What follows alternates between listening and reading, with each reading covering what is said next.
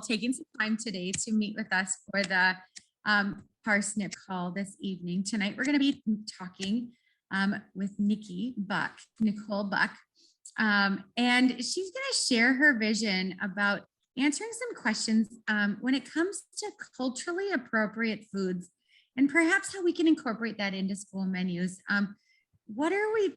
Some of the things that I wanted to talk to Nikki about actually encompass, like, what are we missing when it comes to racial equity and racial justice, and how can we have that conversation with community members? And so I'm Sarah George. I'm with Renewing the Countryside, and I am here to just facilitate the call and see if we can have a safe conversation about what it means to have culturally appropriate foods in our school lunch menus. So thanks for joining us today, Nikki. We're thrilled to have you. Do you want to introduce yourself and tell us a little bit about your food story? Hello, my relatives. My name is Nikki Buck. My government name is Nicole, but I tend to go by Nikki. Only because Nicole indicates that I'm in trouble. Anyways, I am from the Prairie Island Indian community, born and raised in Minnesota and Wisconsin. I kind of consider myself a dual resident of both states, just because I spent most of my life in both of them. When I was younger, I'll just kind of tell my story real quick, and then we can get into the topic of the culturally appropriate foods. I love that. When I was younger, my parents had divorced. My dad moved to Albuquerque, and my mom moved into Wisconsin. So on the weekends, my mom granted my grandmother custody. So we would go, any free time that we had, we would go down to Prairie Island and spend with my dad's side of the family. And so ever since, we had a garden, my grandpa gardened and my mom gardened, but commodities, does anybody know what commodities are? So ever since we've been put on reservations, we've been given commodities. So that's the cheese, block cheese, canned goods, the not very good, nutritious meals. So I remember when I was younger, when we were going down for lunch, I had a sugar sandwich. Yes, that consisted of 2 pieces of white bread and white sugar, and that was my lunch. I don't ever remember drinking water until I got my kidney disease. So that was probably 33 years. I drank soda. So, of course, I was overweight, at a very young age, hyperglycemic most of my life. I got gestational diabetes twice. The first time I got it, my daughter ended up being anencephalic, so that having gestational diabetes so bad that it affected the growth of my unborn child.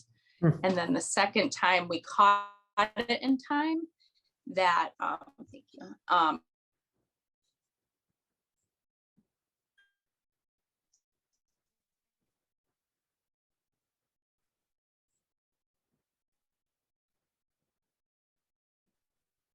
think we lost her. Oh no.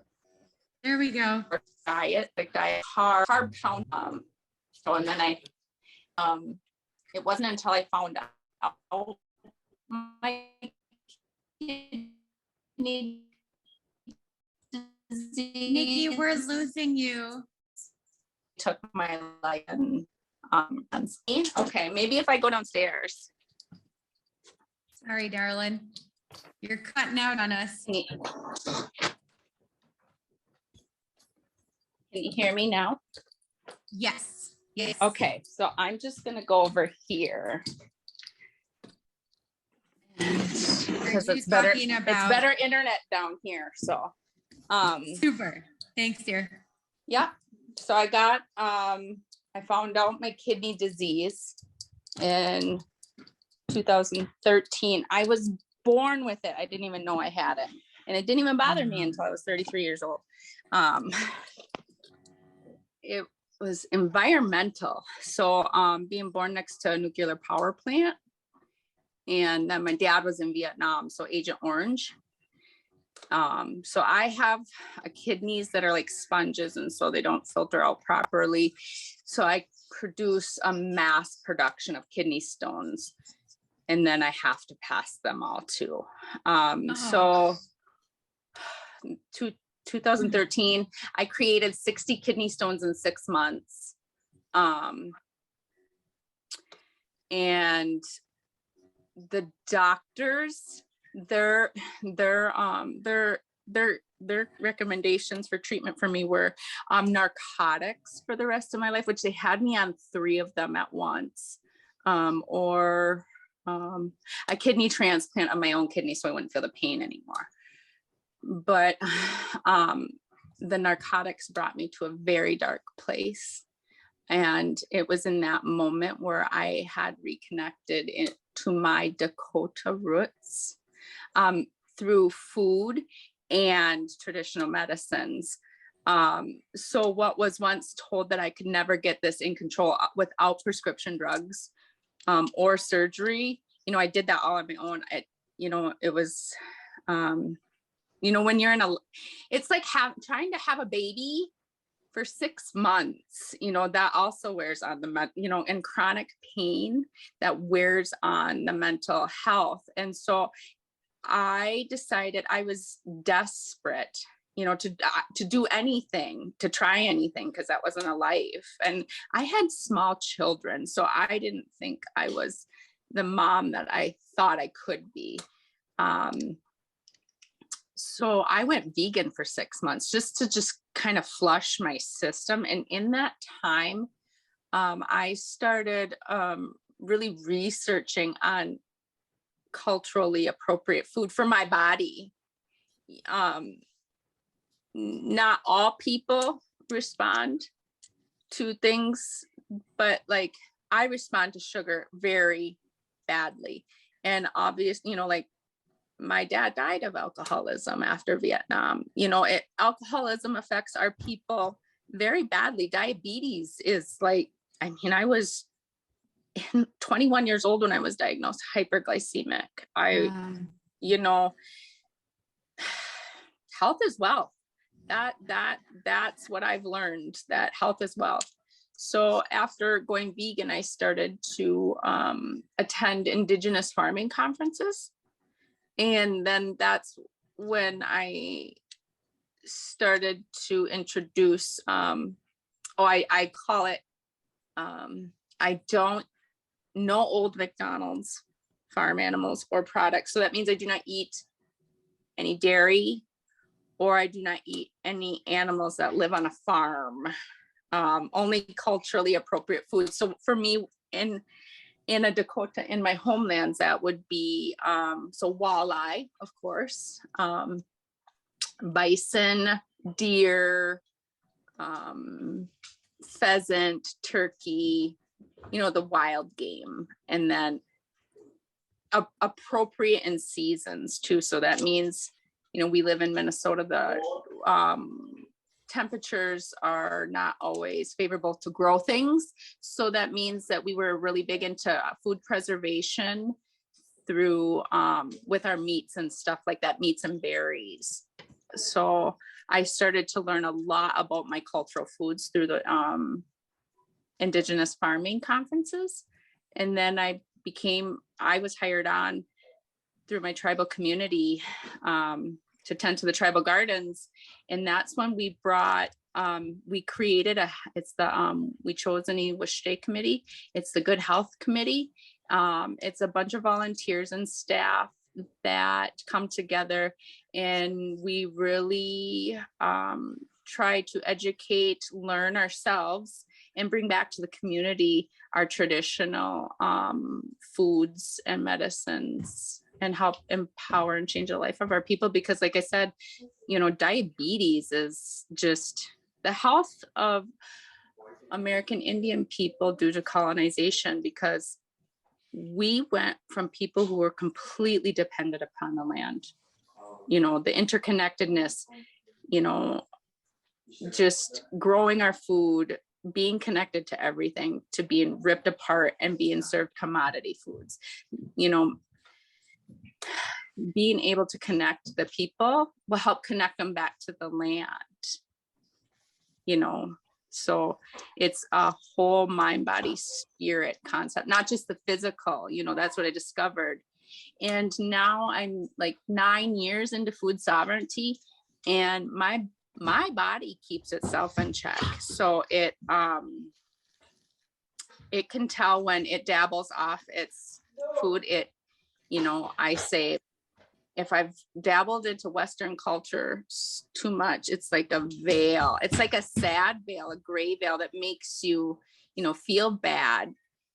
Because food sovereignty, to me, it means that, I've honored a life. I've respected the life. A lot of the food, other people don't see food the way that, especially the fast food industry, they don't see food the way that us farmers see food. It's a relationship. So Sure. that's, I can tell when I've dabbled too much, and so it keeps itself in check, because food is medicine. Absolutely. Absolutely. Your story has so much power in me, Nikki, and I just want to thank you for sharing that, because there's emotions bound in there as you're sharing that story, and hearing about how you had your land and Indigenous were able to live off of the land seasonally. And then, the damage done by the US by giving those commodities, it's powerful thinking about the impact that had, and the fact that, the power plants near the tribal land, and not realizing the impact it's having on your health it's just an important thing to hear, for us to hear and realize and know that not only is it commodity, we're setting you up for failure. The US is setting us up for failure. And so food becomes then a very sensitive subject for you. And I know that. And we've had this conversation previously, how, emotional you can get when you talk about food, and so sending your kids to school.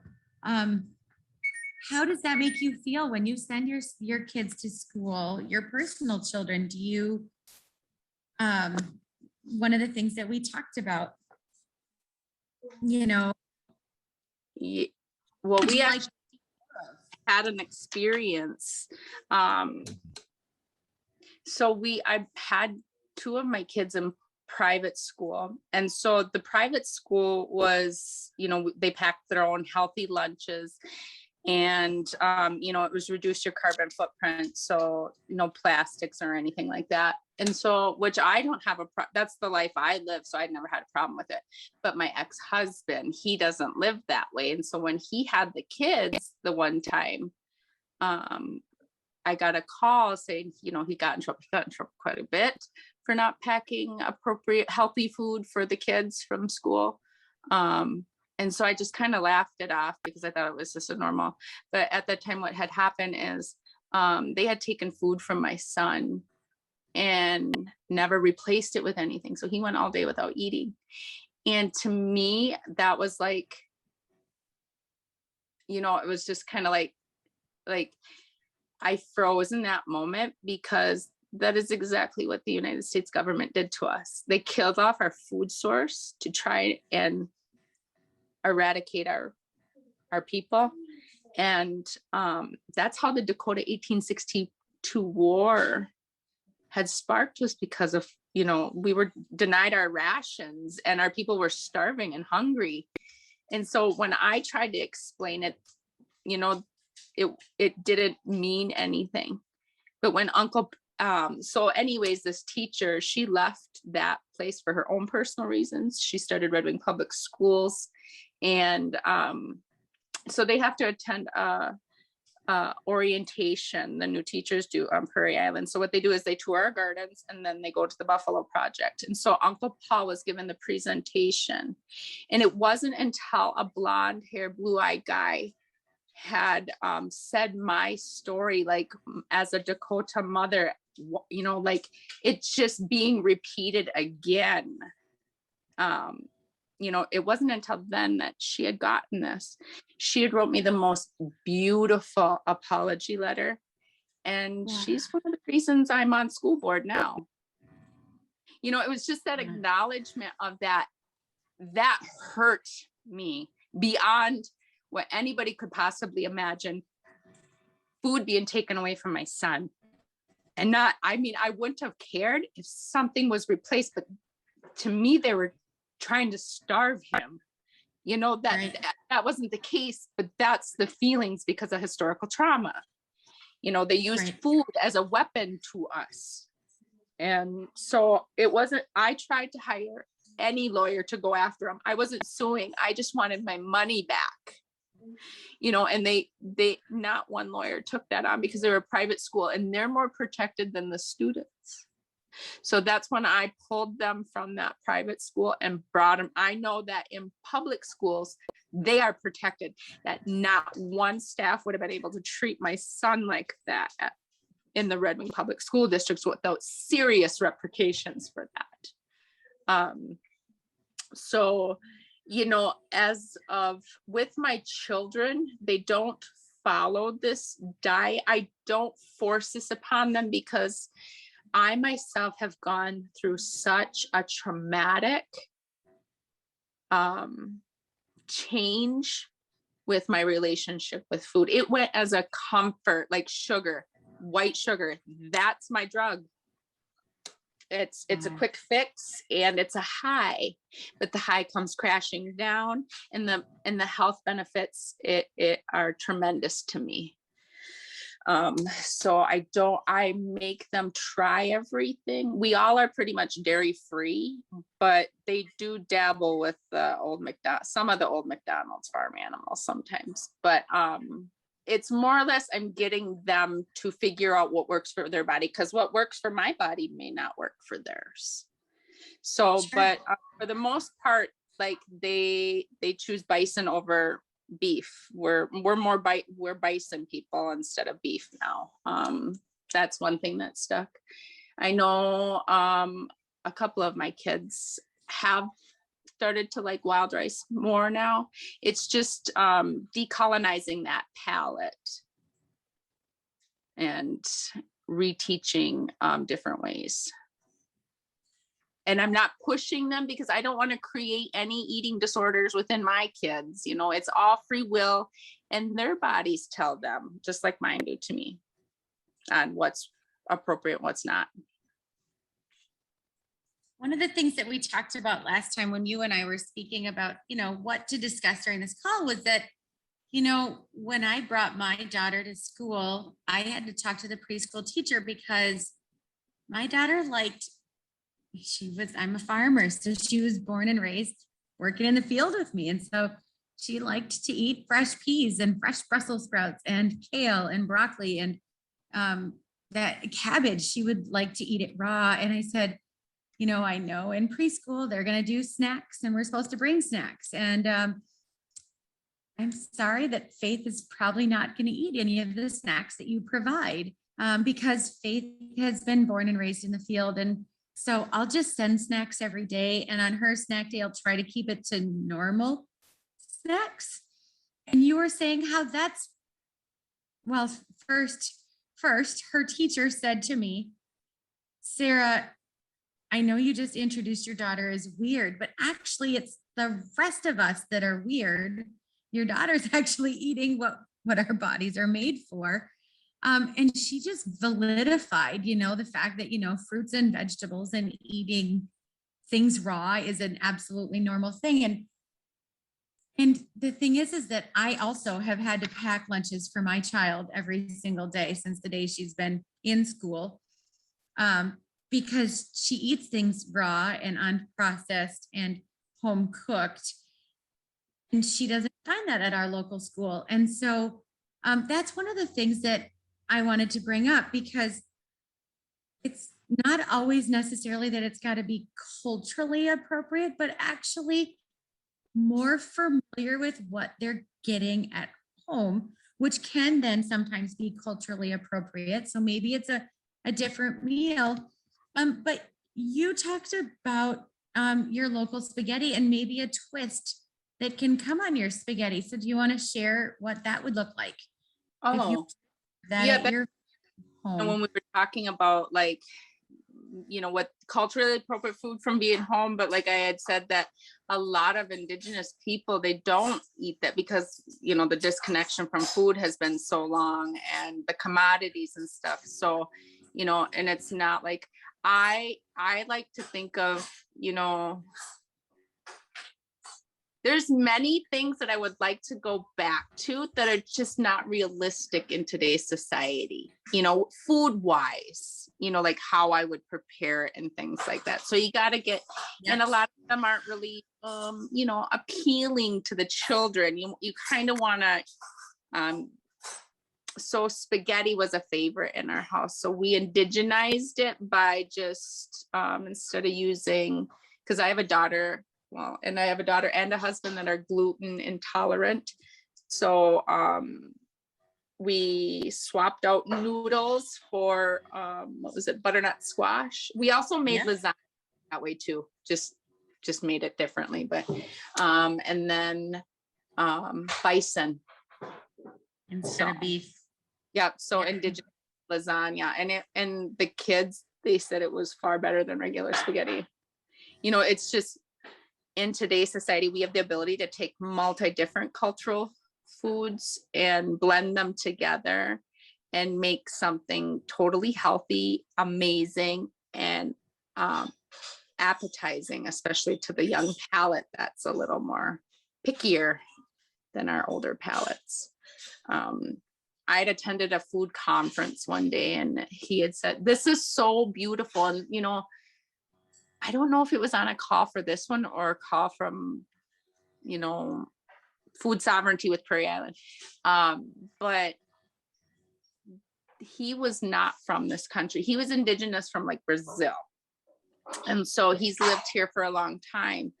And I think what he says, food sovereignty only isn't just the food in the land.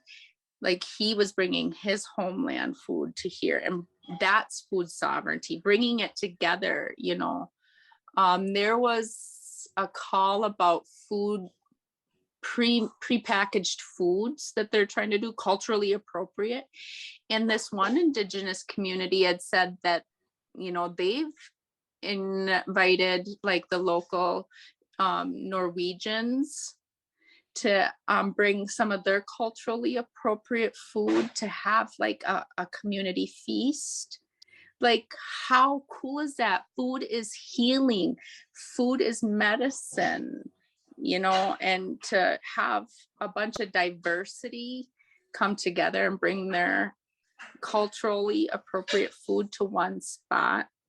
I think that's amazing. That can lead for some community healing. Totally provides an opportunity to learn about the people that eat these foods. So if you're serving a Norwegian meal, you can learn about the way that those Norwegians raise that meal and what makes that more appropriate. And that kind of bridges that gap as well when it comes to creating that connection, so that not only are you connected to each other, but you're connected with anytime you eat around a meal. It's such an amazing opportunity for us to engage and connect and have a conversation.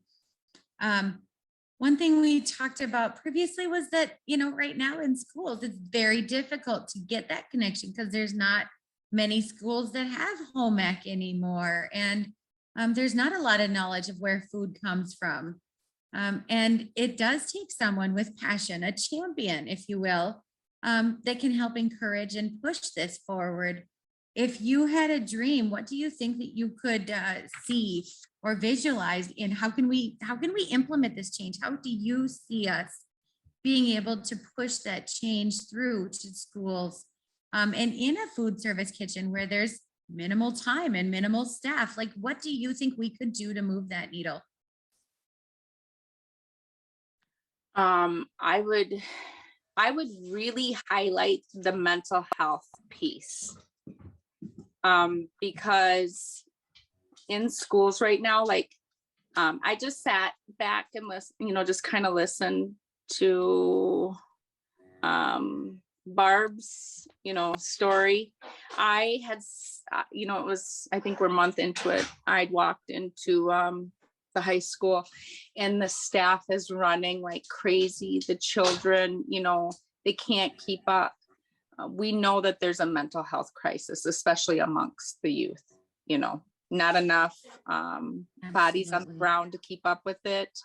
So we can help kind of minimize that and help move that in the right direction by making sure that these children and young adults get appropriate food. So I have ADHD. I've been diagnosed with this since 5 years old, medicated since 7. But as an adult now, there's particular food that I learned that will help with a lot of the symptoms that I have trouble with. Like Brussels sprouts are great for brain power. So I too, Sarah, eat them raw and I put them in smoothies and I saute them, any chance I can get them in. So that way, it's a preventative care. I like to see it as. So I would say that's we highlight the mental health piece of that.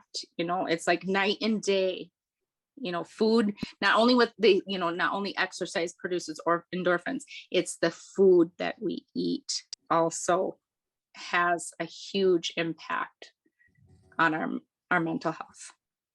Change in your diet is a change in your mind. And actually it's a proven fact that you're going to do better on tests if you have a good, healthy meal that you can focus in on. And so what you eat, I mean, how many times have we heard you are what you eat? And if you're eating a sugar sandwich, So previously we talked also now being an example, leading by example, eating an apple in front of the kids and taking that first bite. We have the apple crunch coming up this Thursday. I hope everybody's going to take part and eat their local apple, but crunching it with them and showing them this is a great apple. This is a great thing to do, encouraging them to eat that apple and do that planning and going from there. This is a difficult topic of conversation here. I want to open up the floor a minute for, Barb, Christy, and Brett, see if you guys have any questions in this topic, because it's a sensitive topic to have a conversation about. And Nikki's story is very personal, and it's very challenging to hear, how the commodities have impacted you. I envisioned in the beginning of planning this call that it would be all about, adding okra or adding totally different fruits and vegetables and meats to the diet. And after having several conversations with Nikki, it's really just having sometimes it's just about the home cooked meals, where the meals are prepared from scratch instead of being frozen. And because you can feel the love that was in it, you can taste the love, I guess, if you will, is how Nikki worded it when we were having the conversation. Like, you can tell that there was love in the meal planning and preparing when this took place, more so than a frozen chicken nugget that they're eating, if you will, and allowing some of that fresh fruits and vegetables, encouraging sampling and then leading by example. But other things, what comes to mind, Christy or Barb or Brett, or Nikki, if you have more conversations. I know that there's so much to discuss and so many questions. So I first just want to thank you for sharing your story about how your son being left without any food, how that triggered your past trauma. That really does help to illustrate for us what past trauma still continues, how it presents in our life, and how important it is. And then I just loved your statement of how we can take different cultural foods and blend them together to create a new item or a new food culture. I really love that, because in your spaghetti example, I think that's wonderful. I have a question about in your experience as a school board member and a parent, what would be a best way to try and include parents from different cultures to participate, say, in a recipe suggestion type activity? You know, like we found this one recipe that is, we call it Somali spiced chicken legs with Somali rice. And like one of the first days that we ever cooked it, one little girl came into the cafeteria and she said, what are you cooking today? It smells like my mom's kitchen. And like that just brought like tears to our eyes, right? Because, you know, how safe can a child feel, you know, when like uber safe, right? When they walk into this building and they smell something that smells like their mom's kitchen. And so we want to get more of those recipes, but we're really struggling to find that activity that we could get parents to participate in from these different cultures, like to submit their recipes for our consideration. You know, I think we have a guest coming up next month who basically does that for a living. And do you know Nancy Close?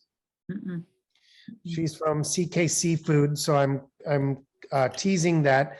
They're a private commissary. They're doing 20,000 meals a day, mostly for magnet schools, a lot of culturally diverse ones. And you can get the recipe,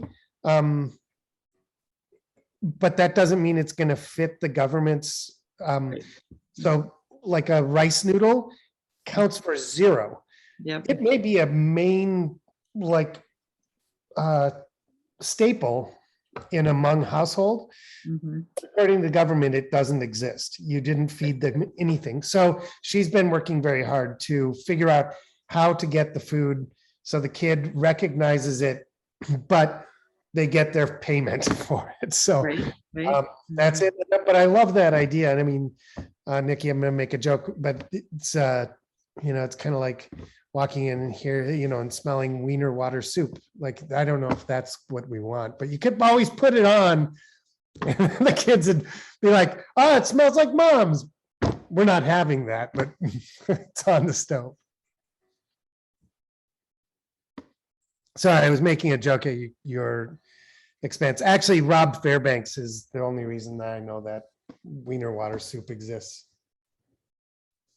I've never even heard of wiener water soup. But I'm really Nicole has. I'm really excited to have Nikki Klaus on. So she's going to do next month's call. And like Brett was saying, she caters to magnet schools with culturally specific taking traditional foods into a test in the kitchen. And then it resembles more of what they're familiar with in each of those different communities. And she makes it very specific to those communities. But Nikki, would you have some suggestions for Barb as ways that she could reach out to the parents? How do you appropriately ask some of those different questions when it comes to reaching out for recipes? And then also, in addition to that, would be like replicating a recipe so that it meets the school standards. Thoughts on the first one first, asking for the recipes first. My daughter just had to do that recently, and so like a family recipe, and so she picked her grandmother's meatloaf, and so it actually was, they hadn't seen their grandmother for a while, and so they went over to grandma's house for the meatloaf, and then she had asked her for the recipe, so it kind of just built, like re-strengthened the bridge too. And so she was so excited because she finally got grandma's recipe, so for the meatloaf. But this is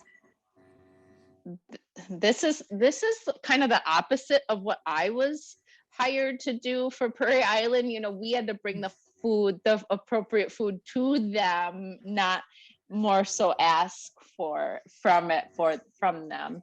But except for with the elders, though, we did ask, like what was food like, we say BC, before casino and after colonization. Yeah. Interesting. Because even though thought. they call the casino the New Buffalo, even though we have the New Buffalo, that doesn't mean that the diets changed when the lifestyle changed, so that's why the health of our people are not good, because of you are what you eat, but so that's I hope that helps about like the example with my daughter. But yeah, I'm used to giving out information, not asking for it. Actually, it does. I'm kind of thinking about like if I could get some schools maybe to have kids do like a small history lesson with their parents and or grandparents, and around a food recipe or culture, like do your homework, ask about it, and maybe bring the recipe back in then. So that actually does help. That might be a fun thing to do. I love Barb, that reminds me, one of our partner organizations in the Deep South did it in a school for marginalized, Black communities that were also not seeing their food. And they did it as a combination between like an art class and a speech class, and they added it up. And so they were all given like video cameras, but now every kid over the age of 11 has a video camera. And they were to go and, it was a media class, so they did a little video and they interviewed them, and then they made the food, and then it was all part of like one, maybe it was their, whatever home ec is called now, euphemistically, but it was a really interesting project. And if I can, I'll ask Jan, I'll put it on my list if she has that, and if they have any outcomes and like how they paid for it. And yeah, I'll look that up.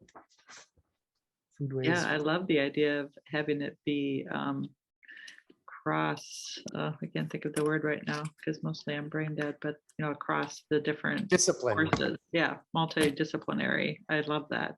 It's a fantastic idea. One of the creative solutions that Sherry Knutson does down in Rochester right now is she gets each of her staff to give different recipes that are culturally appropriate to each of them, which gets them engaged in creating new recipes. Plus, it gets them so proud because they're going to then serve it on the line that day. And it actually lists that this is so-and-so's recipe, and they're going to be the ones that serve it on the line with deep, deep pride. And then they do taste testing to see if the menu is going to make it to the full menu, if that food item is going to make it to the full menu. I love working with Travis down there as he is navigating which food items are going to go on. They were doing some slider taste testing last time I was down there. And I know they visited an apple orchard this morning. And anyhow, they do some great things down there. As I work close with Rochester, and I loved her idea of getting the staff to bring some of those, because the staff are living out in the community, and therefore the staff, and oftentimes your staff are multiracial, and you can bring them in with different cultures and different things that have and all staff can bring in different items, and it's great. Right. And so they And it helps engaged in it to- a lot. Yeah, and it helps to elevate their presence in the cafeteria, which is, a lot of whiteness. And so that's a really great idea. I like that a lot. And I know Sherry very well, so I can ask her about that. Totally. And how to kick it off and how they got it started. And I think one of her biggest challenges was ramping it up to make it so that it was a full, like, how much do you make if it's the new item of the day? They had ramen, but they had ramen with so many options that you could add to it. I know I don't usually add much to my ramen, and they definitely do, and spring onions and so anyhow, I love, and it looked amazing. I actually was invited to join them for that meal that day, and it was outstanding. And so definitely that was a really neat option. So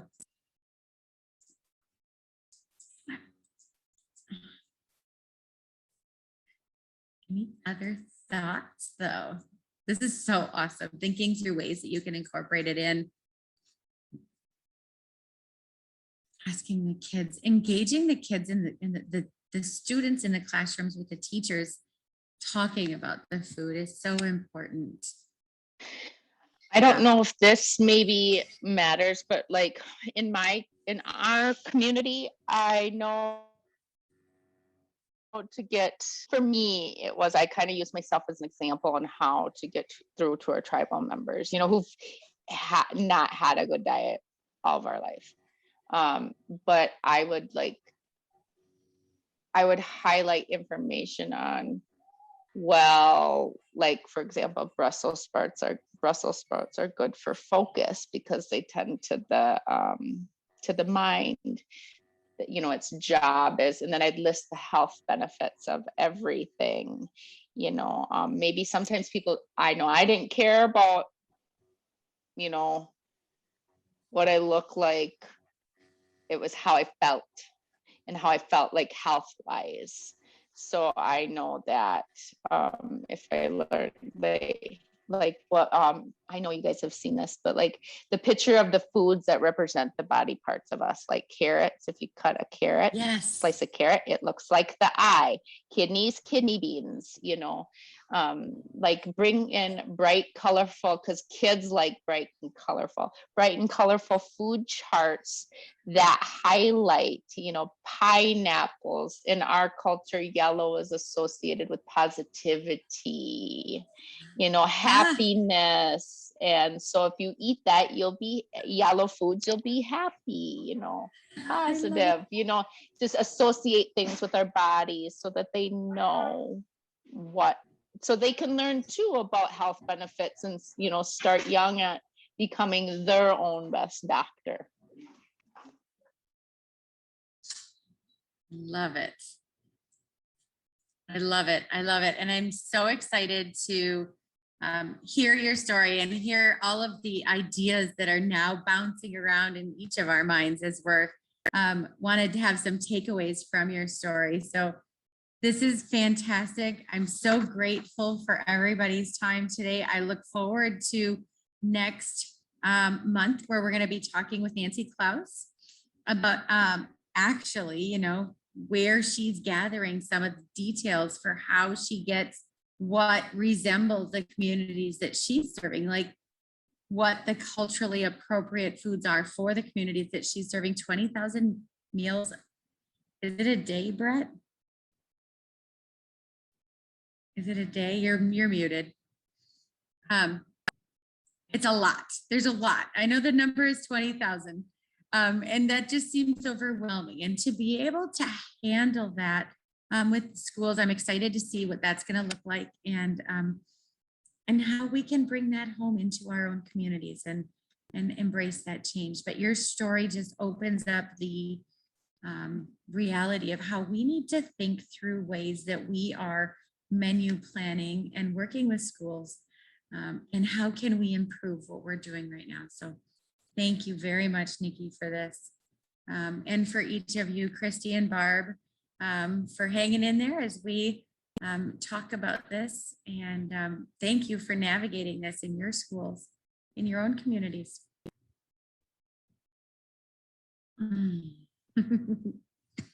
Thank you, Nikki. Thanks for your time, Nikki. We appreciate it.